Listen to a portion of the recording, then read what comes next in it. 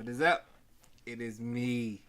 It is I. I am the greatest there is, the greatest there was, and the greatest there ever will be. I am greatness personified. Myself. Yes! Yes, Stoney, greatness. And I'm here. The man of the hour. The myth. The legend. The activist. The author. The conqueror. The educator. The innovator. The imaginator. Yeah. So show some respect. Bend the knee. I'm just going with it. Because they come from all across the world to see the man who wears the crown that hangs 2 inches from the ground. He is your king. He's my king. King Kevyn!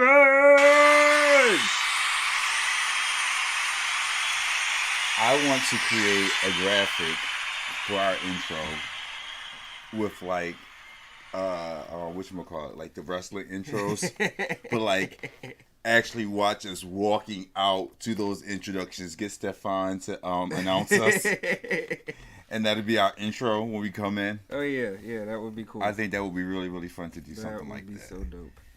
We gotta work on that one. We do. We gotta put a whole production together and everything. Pyro, everything. What's up, everybody? Thank you guys for watching another live episode of the GreatMines Show. We're feeling good because it is drag season again. Mm-hmm. And today we want to do what we said we were going to do last week. We got updates for RuPaul's Drag Race Season 15. Yes, we are the first and official drag race review here on YouTube, here on Facebook. So make sure you like, subscribe, and share to all of your fellow Drag Race fans that are out there that are following the show, because we are the one place where you're going to get the real uncut review of RuPaul's Drag Race. We're not going to pull no punches. We're going to give you our opinions. Hopefully they match yours, and and let's enjoy the ride, because it is a pretty decent season thus far. If the quality of the first episode is any indication of the quality of the season that we're going to have, it's going to be a good race. It's going to be a good race. Also, join in the conversation with us in the comment section. If you're on YouTube, we can see what you're saying, and we'll put you up on the screen. We want to get your feedback. We're going to make some calls that I know some people are going to disagree with. Mm-hmm. As am I. But I think that, it'd be an interesting conversation if you guys gave us your opinion as to who is who. All right, so where do you want to start? Oh, goodness. So let's start with, it being the first episode, of course, of Drag Race, and has a guest judge, a very big guest judge. They typically have the biggest guest judge of the season on their first episode. That's true. And not even finale. Yeah. And this season, it was Ariana Grande. They needed the views. Ariana Grande was the guest judge. She came in looking like Vivacious. If you guys remember Vivacious, she wore Ornacia. Yeah, wore Ornacia and everything. Little styrofoam face.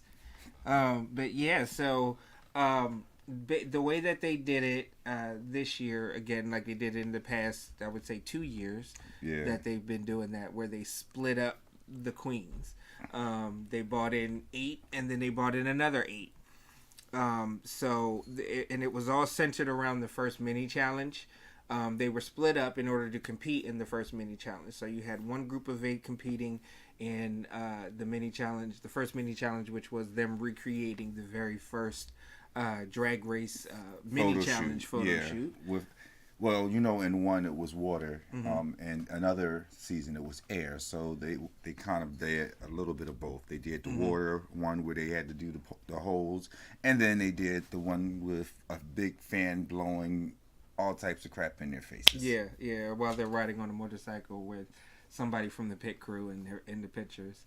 We had some good looking pictures come out, but apparently Ruth thought that there were 2 that were pretty good, and spoiler alerts, we're going to go through and discuss the winners. So if you did not watch RuPaul's Drag Race episode 1, One Night Only, Make sure you go back and watch it. Also watch Untucked so that you can get the full story. But hey, spoiler alert. We told you now, so tune out, but tune in later.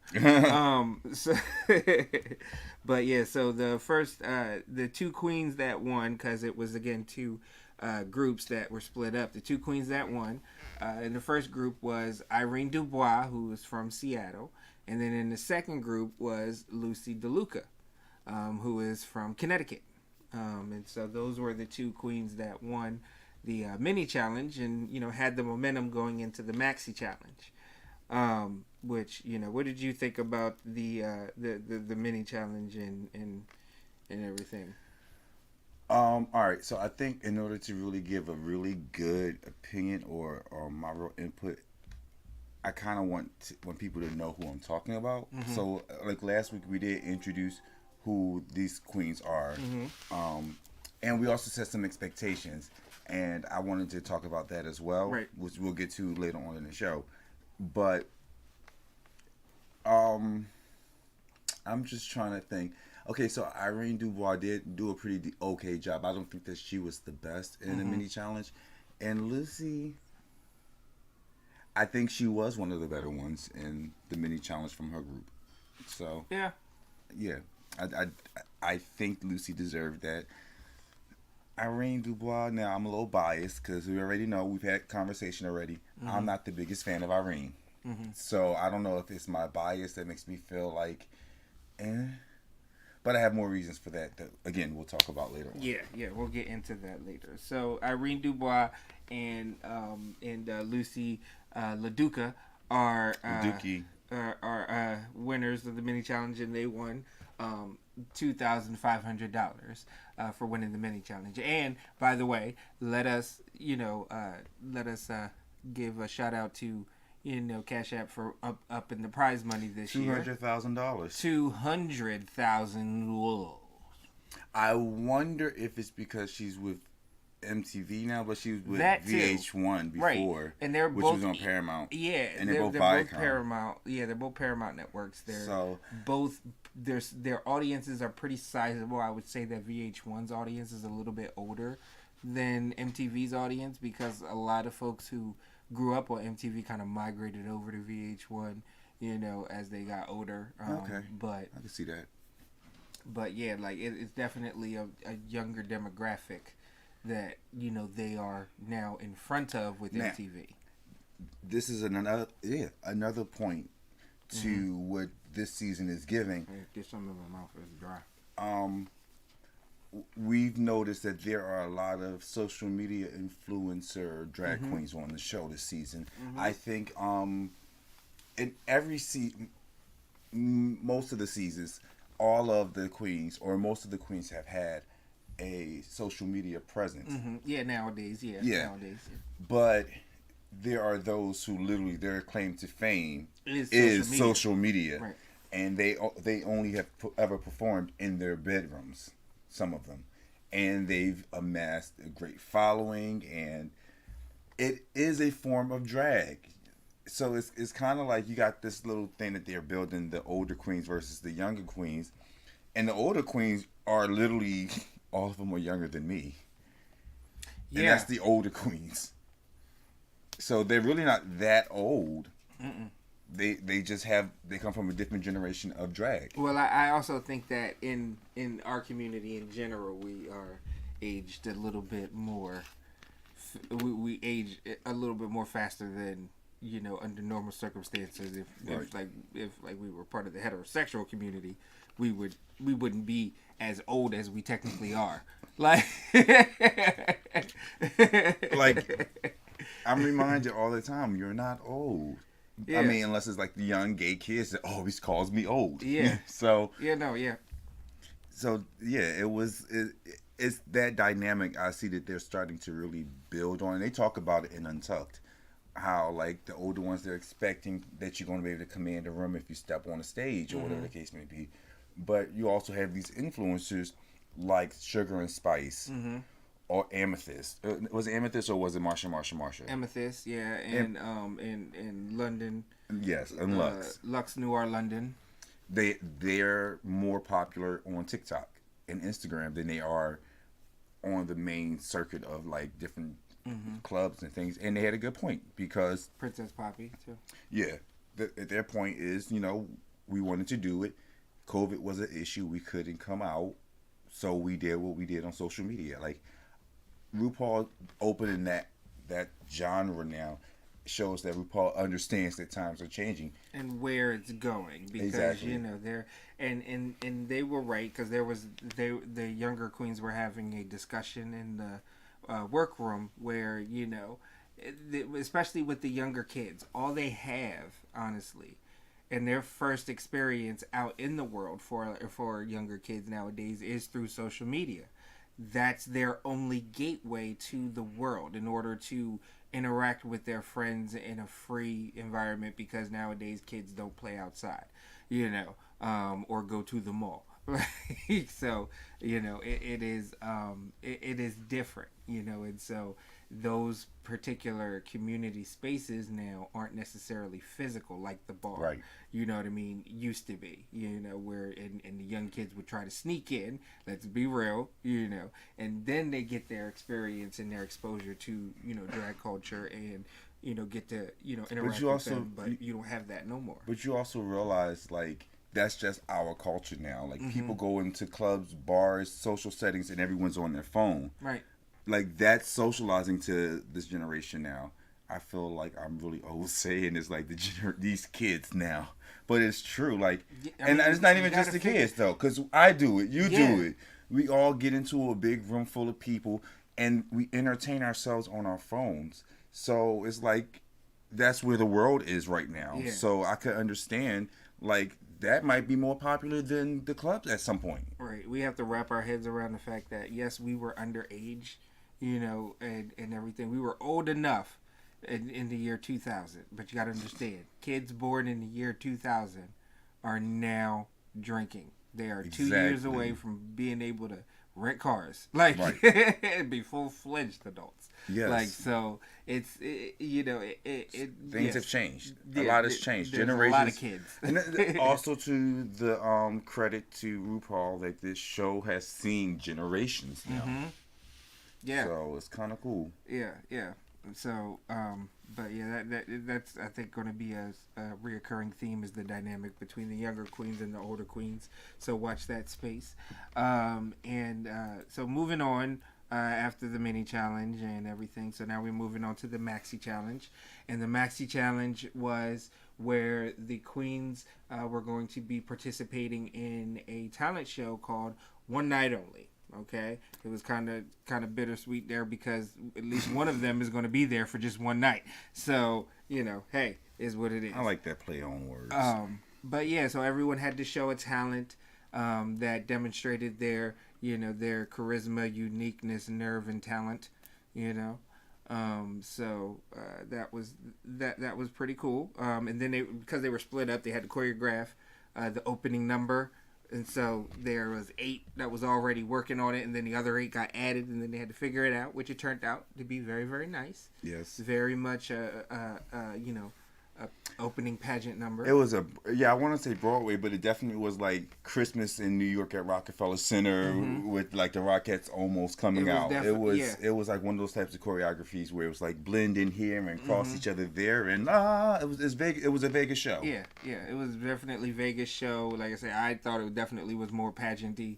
Like Miss America opening and stuff, where they're all walking around and then they do their couple of dances, and then they crisscross and stuff. Yeah. So it was great. And then we got into the talent portion. So we are, if you really want to...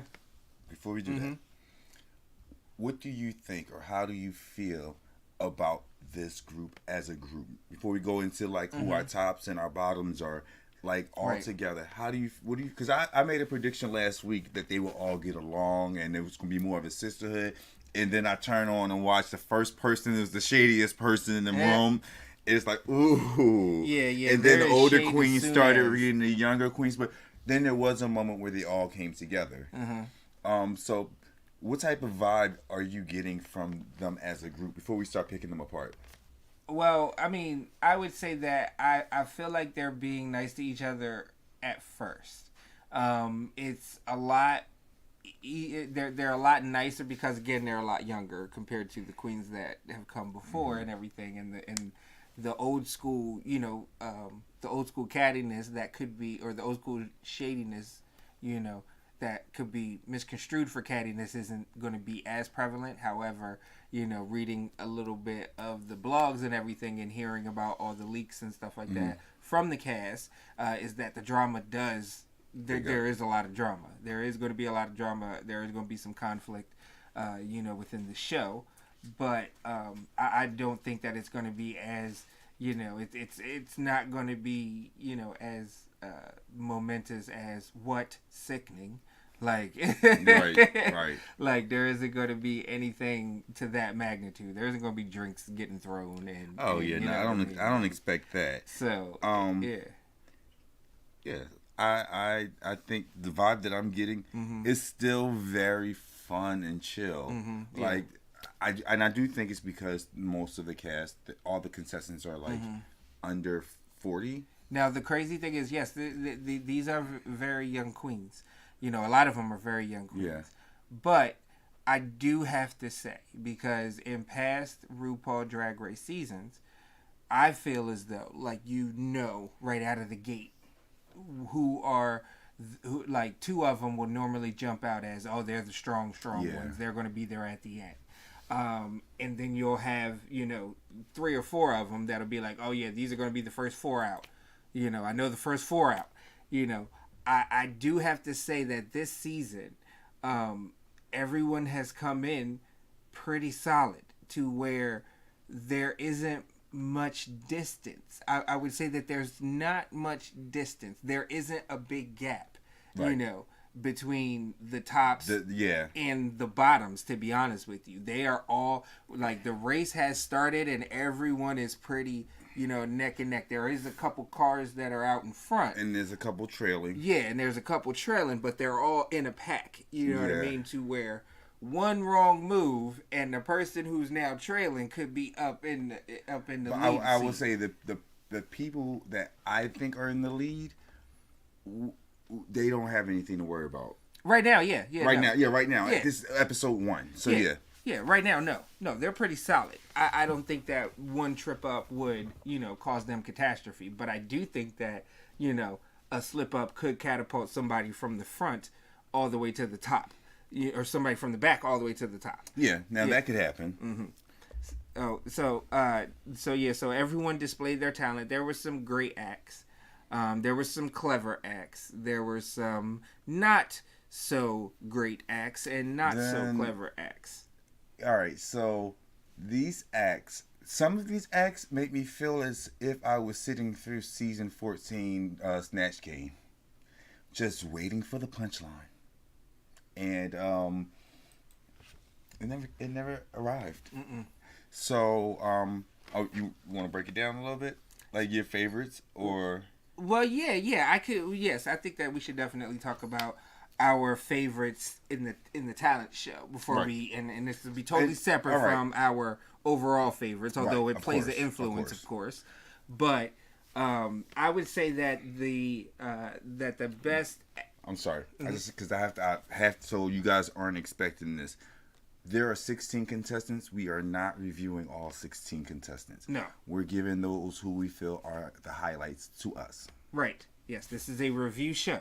Yeah. All right. We are not breaking it down. Okay. This is not a breakdown. If you want to break down, there's a lot of great YouTubers that do that, but we are a review. So if you want the, cliff notes and the important highlights, we are where you want to be at. So make sure you like, share, subscribe, and comment again. All right. But I would say that of the talents, the three best acts to me were Anitra's, Marsha's, all right, and I would also say, and it's a tie me for the third. I thought that one was a little bit more stronger to me because it's more of a, I would say I don't know. I prefer.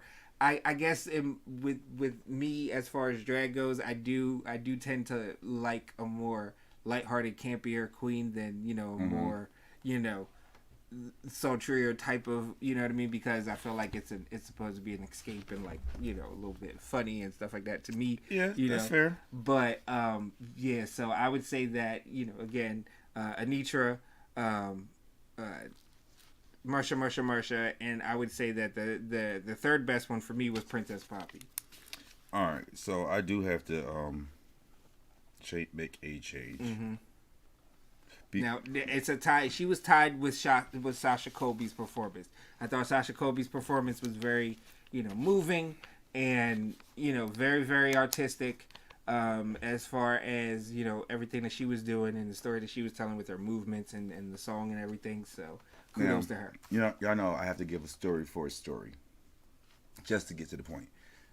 For me, the talent show is what else can you do? This is a drag show. Drag is what we do. We do the lip sync and we do the little 1-2 steps with the big hair and nice glamorous gowns and the big makeup. Mm-hmm. That's what we do. So when it's a showcase to exhibit your other talents, I don't think that a drag queen should get on stage and lip sync.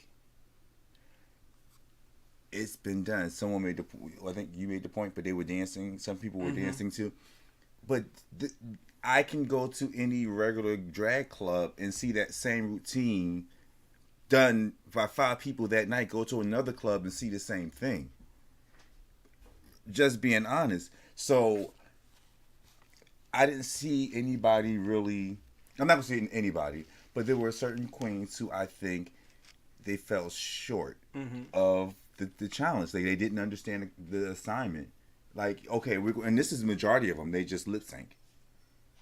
But I think that it had to be more. And now, see, you brought up something here because again, spoiler alerts with the episode. But one of the knocks to one of the bottom 3 was the fact that they didn't lip sync. They actually sang instead of lip sync. They sang live, and that was honestly a knock against them. Yes. So I would say both of the 2 out of the 3 people who were on the bottom actually did something different than lip sync. One sang live. The other was supposed to be doing comedy. Womp womp. Yeah, no. So getting but I do want to give them. I say that because I want to give them credit. Yeah. For actually trying to do something outside of just what drag queens do at every show. Right. Which that's why we go to see them. I'm not knocking them, but for me, my top 3 would be Anitra. She had a custom or original song about duck walking. She duck walked the majority of the song. Did a little dip and everything. And she added karate, leaping duck, or taekwondo to her performance and was like chopping wood with her fist in her hand. I mean, her fist in her foot. Yeah, like, board breaking.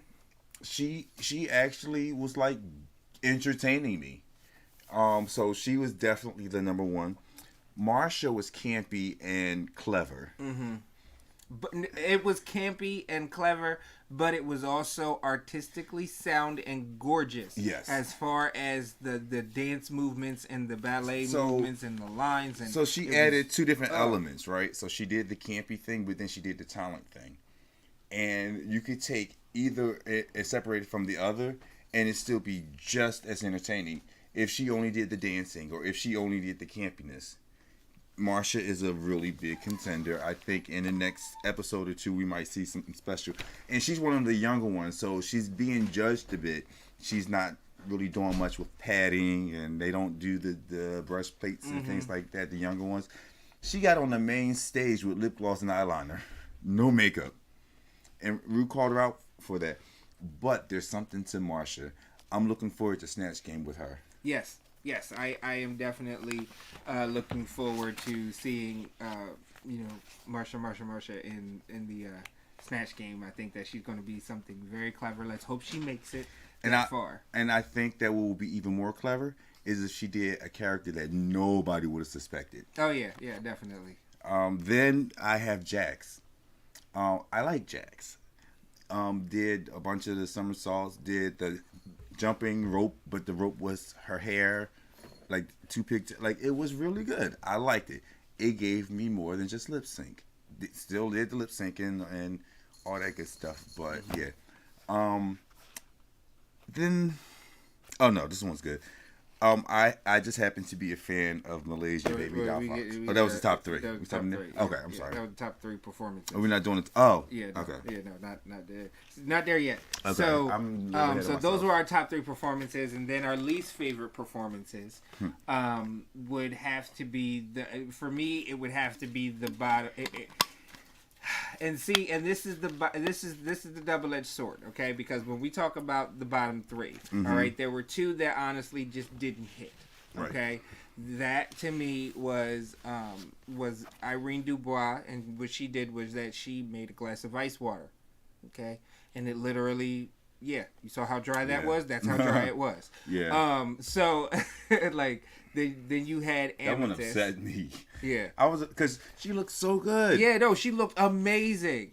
Amazing. And I thought that it was going to be something hilarious. Just and funny. waiting. You know how you sit on the edge of your seat, like with that half smile, just waiting for the punchline? Like I'm ready to laugh, because I know I'm going to be laughing.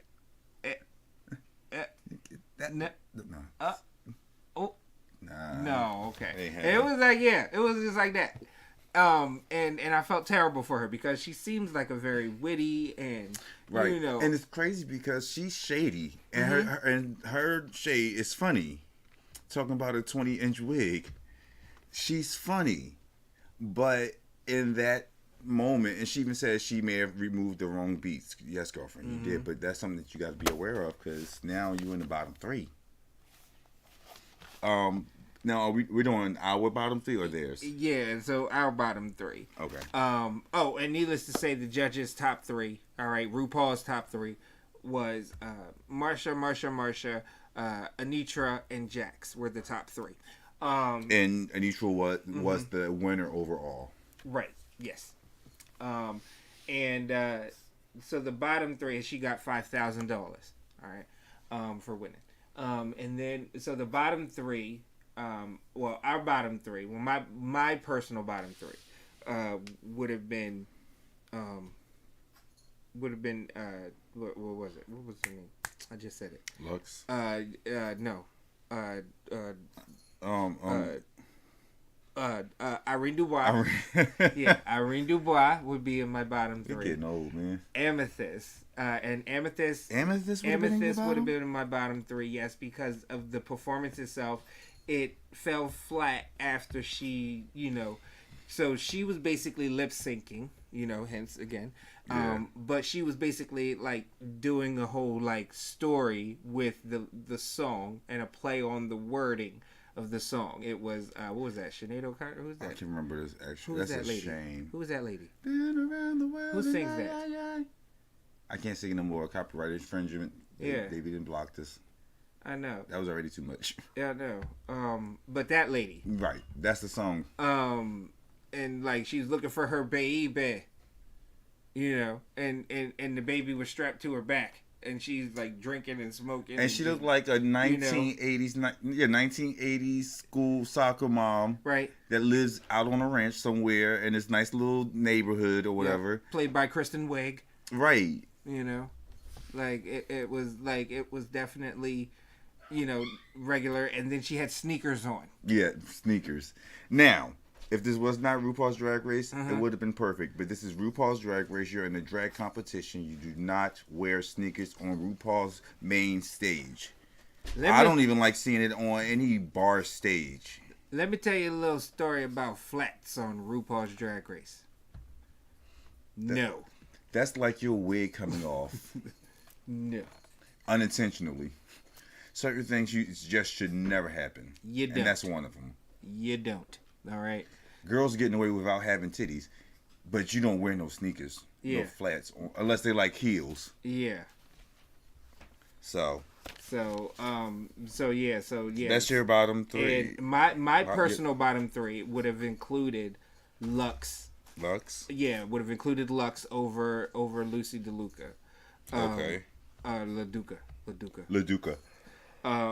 Because Lux's performance, although Lux lip synced, Right. and was very much, looked okay. And that's the thing. You just looked okay. And then if there's anything that can break the illusion for me, that... So what was it? So if you watch Lux's performance, you'll see the waistband of her tights. Oh, yeah. Under, in her, thing. I mean, you got makeup there, you know what I mean, already there. Put some on there to kind of blend it in a little bit, you know what I mean? Fake the funk a little bit, phase it out, so that you can, continue that illusion as to you're doing that. And you're doing all these, and you're not padded anyway. And you're doing all these, flips. She actually was a little bit padded. Just a little bit, bit. Not enough. No. Not enough for my taste. So, and I like them thick. Yeah, she's really skinny, and I'm not knocking skinny girls because Jada's skinny and Jada slays. Jada's skinny. Naomi Smalls. Yeah. String Bean. So it's not necessarily about how much they weigh as much as how you put it together. Yeah. And I don't know if it is a thing of, she's still new. And I would think that, even if you are like this sensational social media influencer, I still feel like there's certain things you're just not going to learn until you experience those older queens that's going to get you together.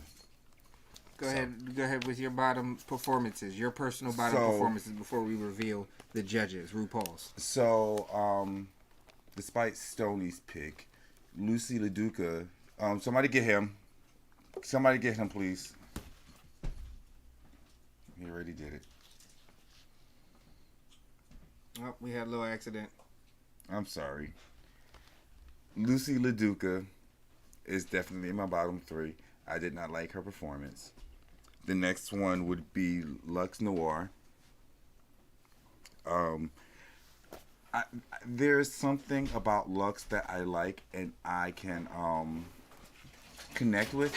I knew he's about to do that. Nope. He's in jail. Y'all notice he's not on my lap today. Yeah. He's showing out right now. He would normally be here. Right. Mad. And Aura Mayari. She was just another queen to me. I could see why you would put her in your bottom three. I would say that she's just a hair outside of my bottom three, to be honest with you. Like, she was safe, but she was on the lower end of safe, in my opinion. And I know you said bottom three, but somebody I wrote down is in that same category with Aura Mayari.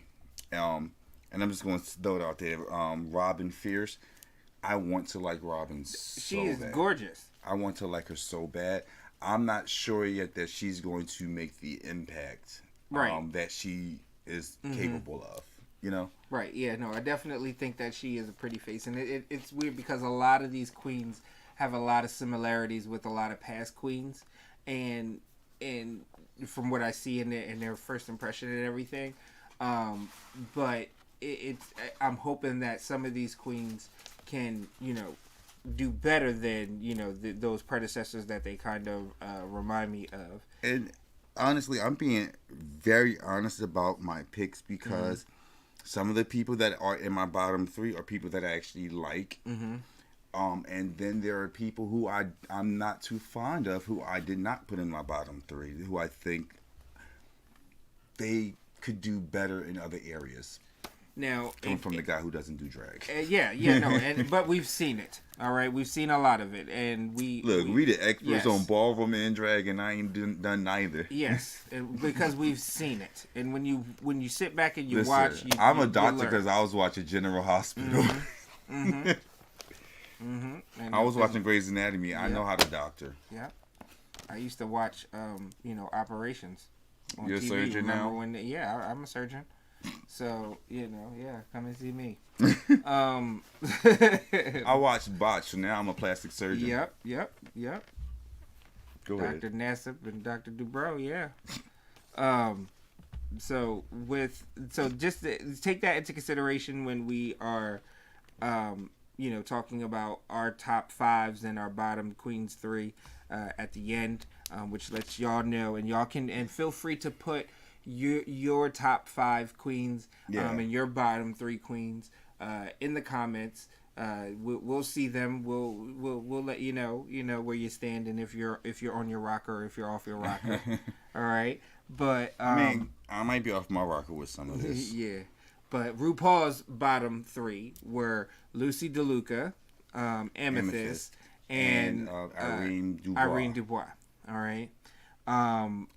So the winner was Anitra. Rightfully so. Marsha, and Jax were safe, of course. And Lucy DeLuca ended up being safe, which means that Amethyst and Irene Dubois had to lip sync for their life. All right. And they lip synced. Ariana Grande was the guest judge, so who saw we're going to be lip syncing to? Ariana Grande's, and it was 7 rings. So yeah. And long story short, no. It's not a long story short.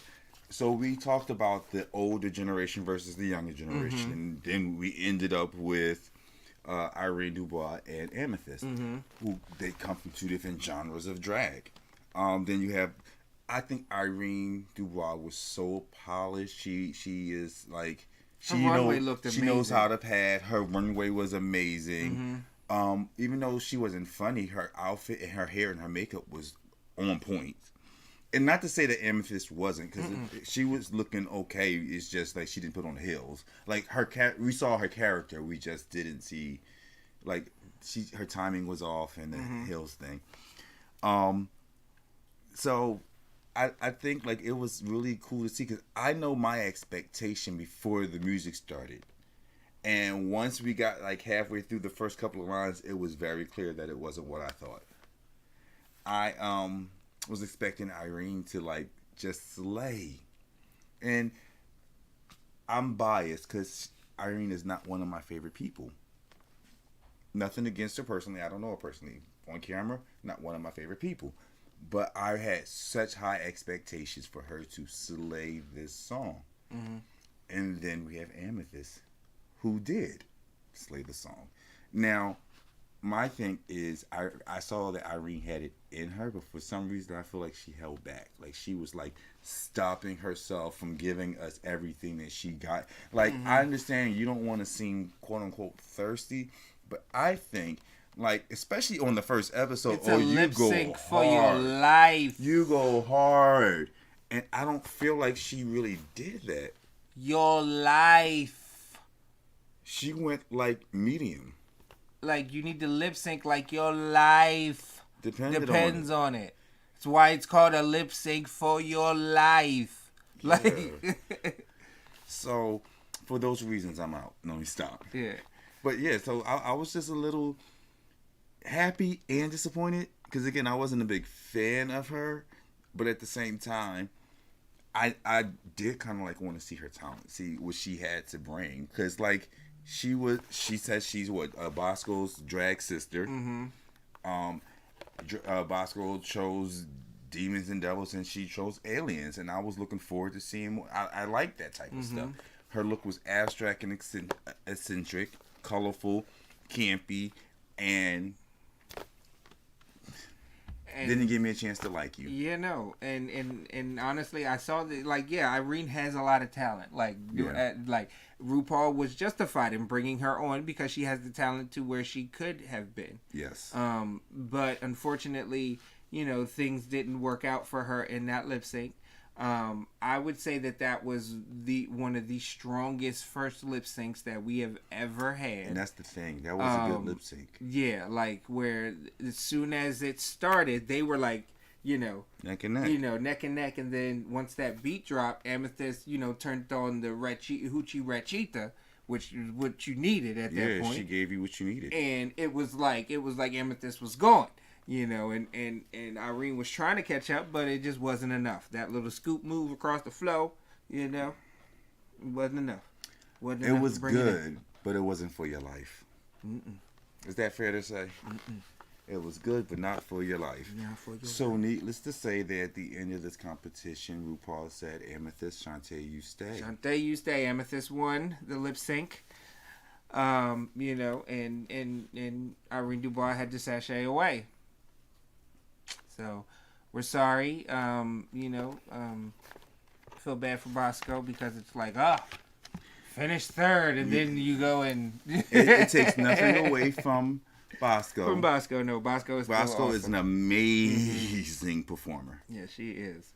All right, so now moving on, and so what did you think of before we go into our personal top 5 and our personal bottom 3? Mm-hmm. What do you think of the first episode thus far of season 15 of RuPaul's Drag Race? I still think that this is a talented group. Even the weaker ones, they bring a different type of talent. Mm-hmm.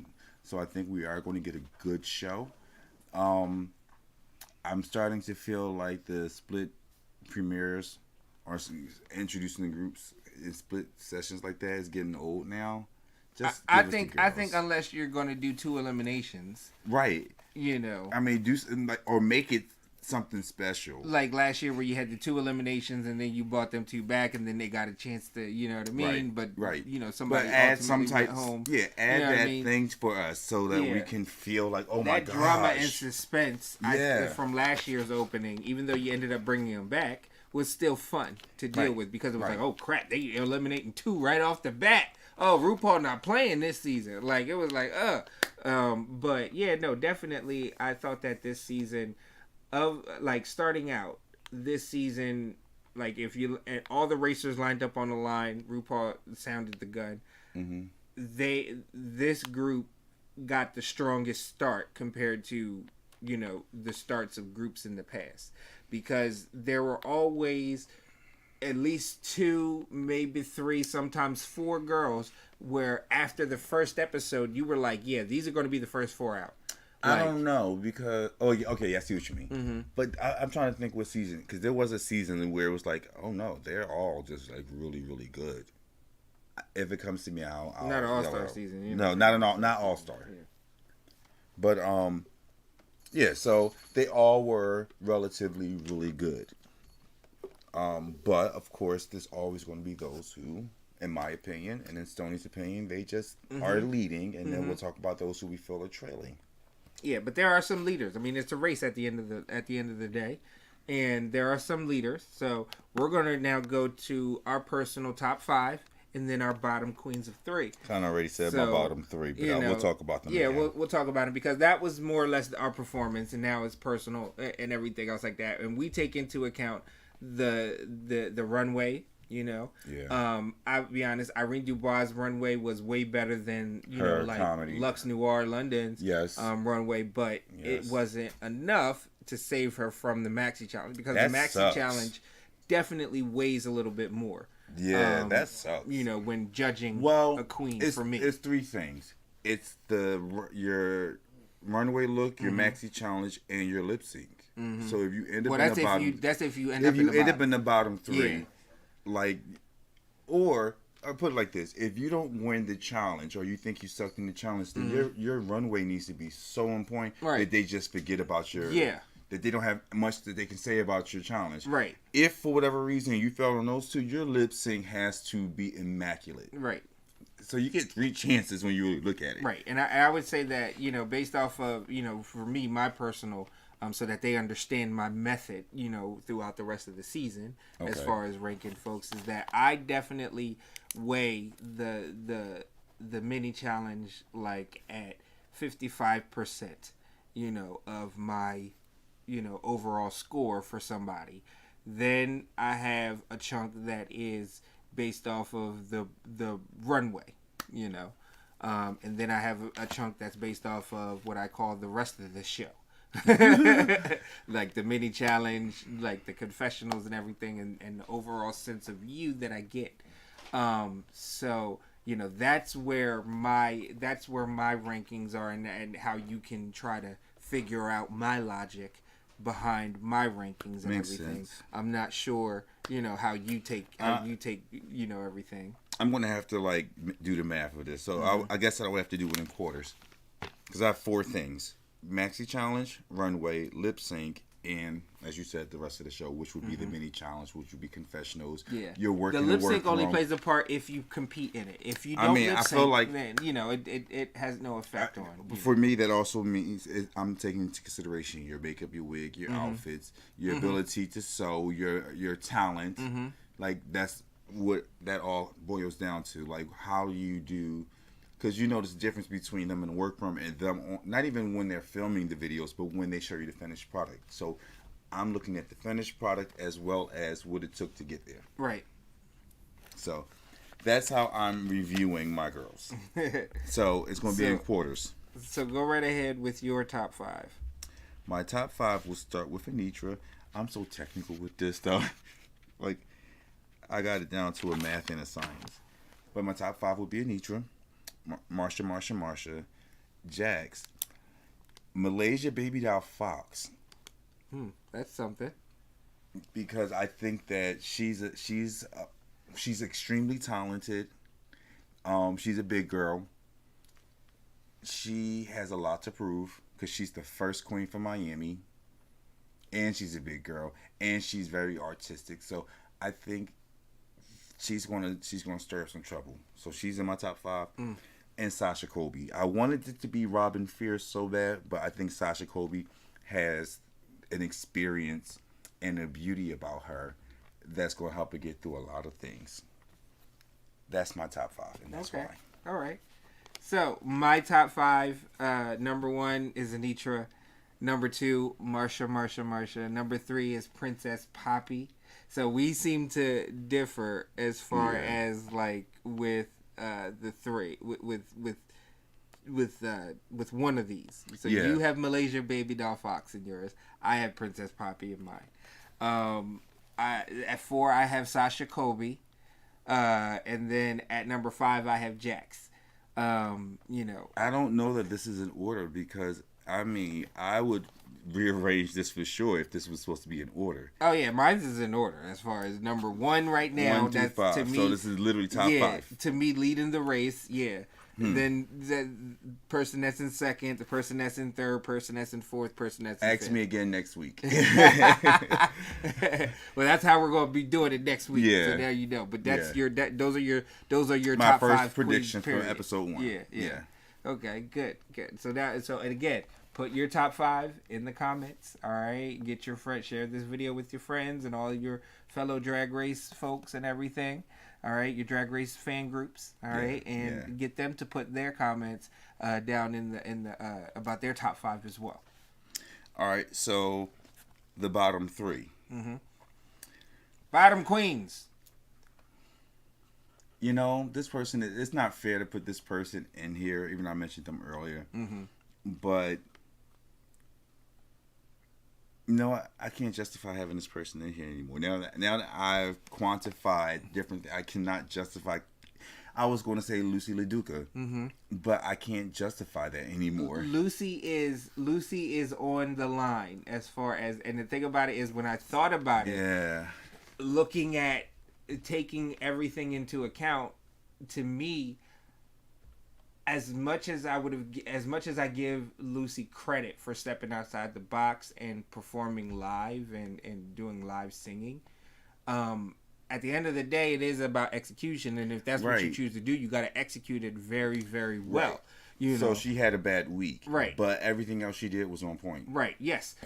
And the reason why I don't have another person, because my Lucy's in my bottom 3, but by a hair. All right, she's only in my bottom 3 by a hair over somebody. This is why I have to change her, because the person I said I wanted to be in the top, which was Robin Fierce, pretty girl, can lip sync, can dance, but she did nothing so special that she should be in the top.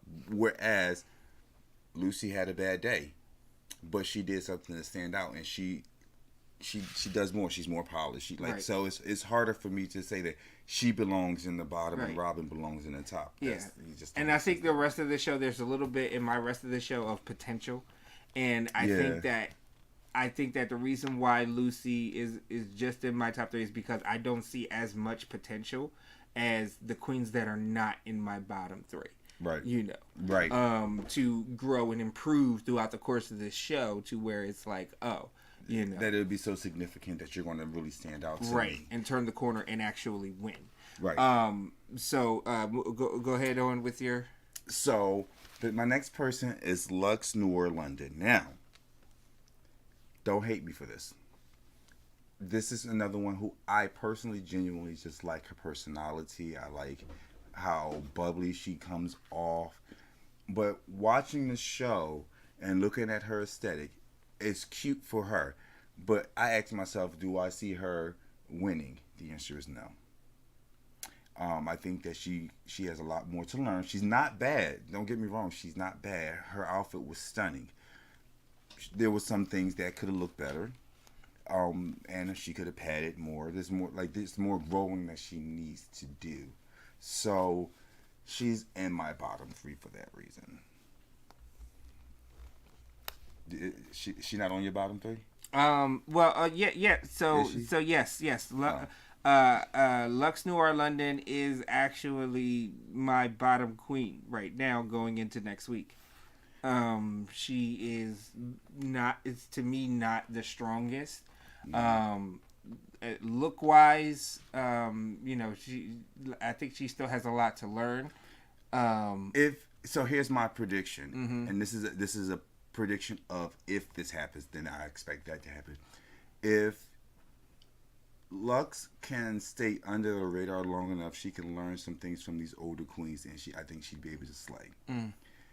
If she can stay under the radar long enough to give herself some time to learn how to style a wig. Yeah. But if she's gonna be one of those young kids that's like, don't tell me nothing, then we might not see much more of her. Right. So yeah, so I would, yes. So Lux Noir London is also my bottom queen. She's my bottom queen. So my final bottom queen, and I, again, not in any particular order because I don't think anyone is actually that much worse than the other in my opinion, but it would be Ari Mayari. And it's just because she's one of those not so memorable queens to me right now. And again, these are my rankings. She's just not one of those she's more memorable out of drag. Exactly. Because honestly, once they got out of drag and then went back into drag, I'm like, which one was the cute one? The cute boy. Which one? I couldn't even. Which is good because you really transform, but it was not memorable. In a group of memorable girls, I know who that is. I'm like, well, who is she again? Sorry, Ari. Aura Mayari. Yeah. There's a queen here, Yari Mayari. Oh, are they related? She's Yari Ridiculous. I'm sorry. Her first name is Yari. Leo. Remember Leo. Oh, okay. Yeah. So anyway, those are my bottom 3. I think, and again, Lucy LaDuca, I might have to revisit that one. Ask me again next week. Yeah. So of course, the bottom of all queens for me is Lux Noir London.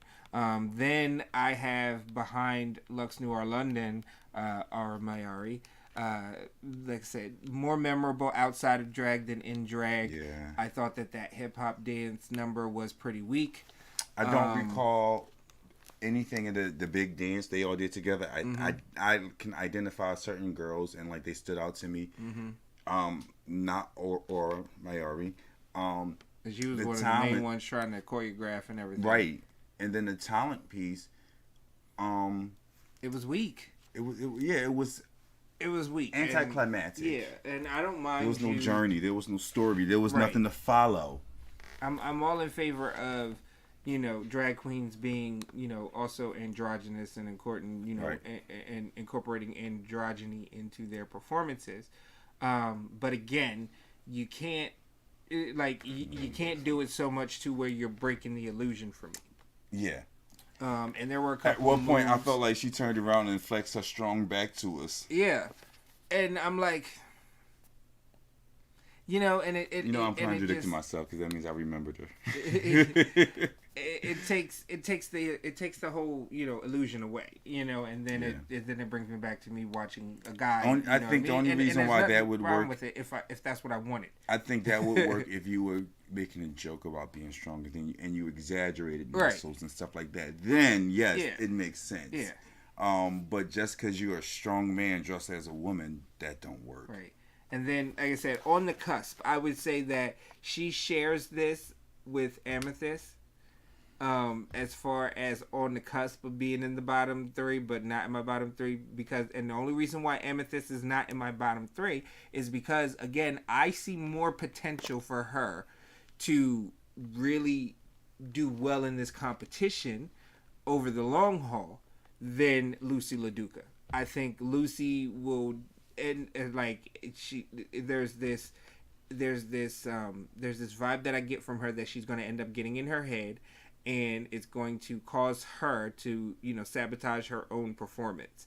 And, I feel like she's not going to be able to hold up to the pressure, which is weird because she's a construction worker. You know what I mean? She should be strong enough to handle any pressure. But I don't know. I just don't know. And that's my You mentioned three. Amethyst. Amethyst is not in my top nor my bottom. But right. I think that I kind of compare Amethyst to Lux. In the sense that if she can stay under the radar long enough, she will not go home, and she could be a contender. Because I think she's brilliant with her ideas. It's just her execution needs to tighten up. And earlier you mentioned who you were excited to see in the Snatch Game. I definitely am excited to see Marsha. Yeah. Marsha. I think that her Snatch Game character is going to knock it out of the park. And I'm also. I think Malaysia's going to be hilarious, whatever it is. I feel confident about Malaysia. I think if Irene Dubois was not eliminated, she probably would have given us a good snatch. Yeah, I think she would have given us a good snatch. And then I do think that Princess Poppy has something, very, very clever and funny planned. I don't see it. And set up. Yeah, no, I do. She's the girl I forget. I don't understand how. Like, she reminds me of Miss Fame that can be funny. Maybe later on she'll stand out more as some of the weaker girls disappear, because she's not a weak girl per se. It's just like I'm waiting to see something from her. She bores me. Right. And so anybody, how let us know in the comments how you feel. Am I being mean? If I'm correct, because I've been saying this since she came on the television the other day, that Vanjie and Candy Muse went and had a drag baby for season 15. Why? And her name is Selena Estitis, because she sounds like Vanjie. Okay, she looked like Candy Muse. She don't. But she still gives me, if Candy Muse and Vanjie had a baby, you would get Selena Estitis. Yeah. Oh my gosh. I'm not. She is a lot. Right. So I don't know why I've entered this season with such a negative, for certain queens. It's because of that Snatch Game from last year. It's not, because even if I actually got to see the queens, I was thinking this is going to be a good season. Not saying it's not, because they're all talented. It's not about their talent. I think it's about the person that they are. And that's bad. Or the person that the producers that's what I should have said. Yeah, because let's be real, I don't know them. The portrayal of these characters. Editing marvels at World of Wonder. So yeah, that is very true. And I was just thinking earlier, I don't want this to come up as if I'm attacking them personally, because I don't know them. This is more of a judgment of the character that we're getting, and we're sorry to these queens. Yeah, because I don't want to come off as if I'm being a bully or being mean. I don't want to be mean. Yeah. I'm just giving my critique of what the show is giving us. And again, this is a Drag Race review show, so we are reviewing Drag Race, okay? And granted, that includes the edits and that's the product that the producers present to us. Right. So we're just gonna, review that. And again, take none of this personal. If any of the queens see this, we are definitely fans. Hit us up so that we can have you come in. Not the All Stars All Winners, but the All Star season before that made Trinity K. Bonet look like she was dry and boring. I mean, in real life she is, but no, I'm joking. She's not. I'm joking. We love Trinity K. She needs to come on our show. Yeah. We'll talk about Trinity. Like, share, subscribe so that she can come on the show. But we're actually overtime at this point. We are. So before we go, you guys could do me a nice little favor. Thank you. Yep. Thank you. And head on down. There we go. Come on down to the website and Right buy there. yourself a book. Let's do it. So cheesy. Listen, we're going to be in our 80s still doing this. Yep. Be like, come buy this book. I hope not. Hopefully I'll be like 8 books in at 80, still trying to sell A Life of Lust, Memoirs of the Porn Star, because it's just that buy the compelling. whole series. There's a series on my life. Every 40 years, we put out a book.